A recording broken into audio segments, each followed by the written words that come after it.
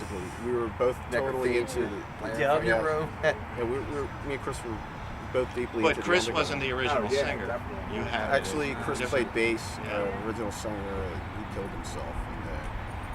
Kevin Brennan. We have some photographs from that show put on the maybe CD. might as well. We have a couple of them, and very rare. Henny's got more photos than me and him put together. It was two shows with the guy. It was back in a place called the Phila Cookbook, but it was so people were just like. I mean, it was all thrash bands. When they came on, people's mouths were just like, I mean, and the place went nuts. We were really fed up with like the whole scene here. Yeah, you guys were pioneers in this area. Yeah, I mean, everybody was doing hardcore this, hardcore. You know, they were like Anthrax crap and shit like that, and like you took it a level. Yeah, it was kind of like a backlash to what was all going on. You know what I mean? And we weren't into all those other bands. Nothing really hard going on. No. You had to go to New York. With aggression. You had to bring Immolation to play here. We had to bring Apparition. I mean, the only bands around. There's no one to play with that's similar to what our style is. We got Hell Witch up here, Nuclear Death out here. I remember all those shows. We got a lot of big bands out here. I mean, people helped, you know, because I tried to look at it as like we're all supposed to be in the thing together and kind of help, you know, make something, you know, like really happen. You know, it gets ruined when people, you know, try to take charge of everything. You know, they want to do everything, they want everything. You know, they get stupid. It's selfish. It's like unnecessary how greedy some people get. We looked at it like we just want to see good bands come up here and play with them. Yeah. You know, that's really the bottom line. And we played stuff that we wanted to hear. You know, we were all kind of angry kids. You know, we grew up in a pretty crazy Have you area. mellowed through the years now? Oh yeah, me personally, yes. But, I'm still the same. Chris is still the same. I'm still the same guy, man. The only thing is now, I'm a school bus driver, so I drive kids to school. How do you like that? Fun. It's a beautiful job. You know why? Black metal magician bus driver. Yeah, right. Future prospects. I'm off when school's off, so that's convenient. No, it's a job, man. You gotta live. You're right. I'd rather deal with kids than adults. You're right. Adults are a bunch of fucking assholes. Yeah, they want to be. You know, I mean, and at the time that we started, you know, the only bands there was no bands in our area. You know, we just had friends that were pen pals. There was like Autopsy was out in California. We even wrote the Dark Throne Throne when they started. Yeah, you know. And Immortal back when he did Amputation and Sam he does it all. Black metal, Yeah, I mean, Dutch guys. They were just basically everybody we were friends with. Asphyx. We did a zine. Yeah, Johnny Hedlund and Anders come down. Yeah, I think before they even did anything. Yep. You know, it's just we bring a lot of the bands that we knew.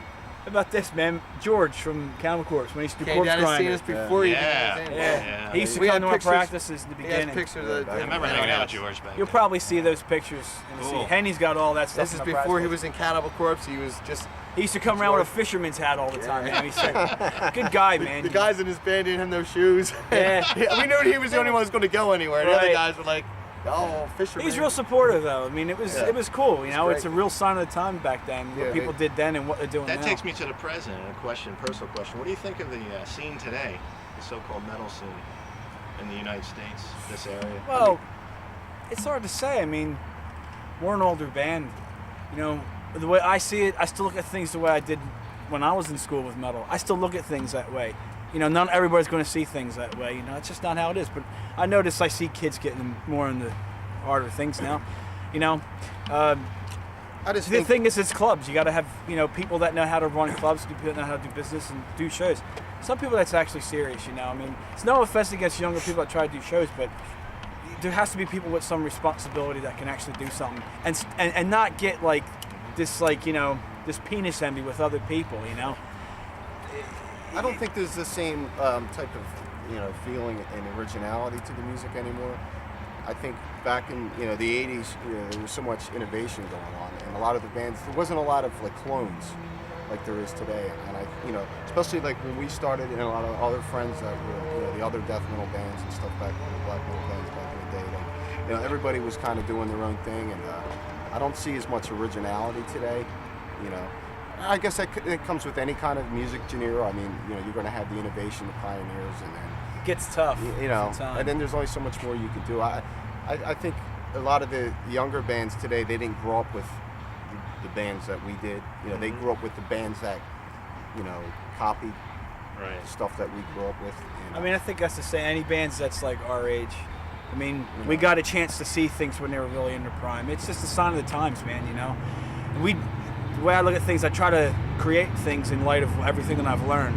And things that are kind of missing in music, I like to try to really put it back in metal. I'm not one of these people that likes to, well, I'm going to throw violins, piano, you know, do all this other trick stuff to try to throw into metal music. To me, metal music is supposed to be aggressive, ugly, raw, violent, you know, chaotic.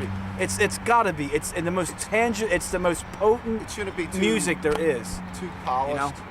You know what I mean? Where it loses, its intensity. Loses the heaviness of it. The heaviness, the rawness. You know, what I mean, it's like it has a whole facade to it, a whole it's like charisma. Saying, like Venom's starting to become great musicians and sound all polished. It's like, and then nowadays I'd rather sit there and listen to old girls' school and acid. I mean, I'm not going to I'll try to have an open mind and say, to these younger people that are playing, heavy music today. I mean, I guess that's what they feel, and maybe I can't relate to them, It's like at least they're doing. But I guess there is some trueness to what they're doing. I guess they feel that, that energy or whatever. But I just can't relate to the bands today, really. You know what I mean? I was just being honest, and I try to have an open view, but no, we come from a different time. We're a lot older than these people too. So I mean, So there's a lot of bands watching this tape. Where might they get to see you in the near future? Might be a show coming. We're playing a reunion show in New York in December.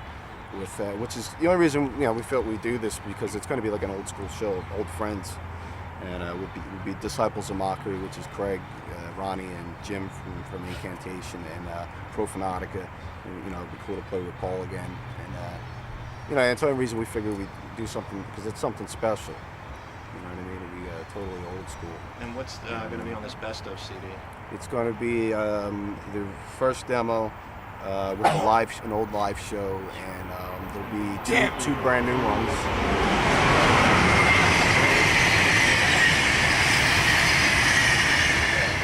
Two new ones, and re-recording two old songs. That'll be on there. Never been released, except unless you've seen a live show. Yeah. Never been down the track in the studio. You want to tell them song titles?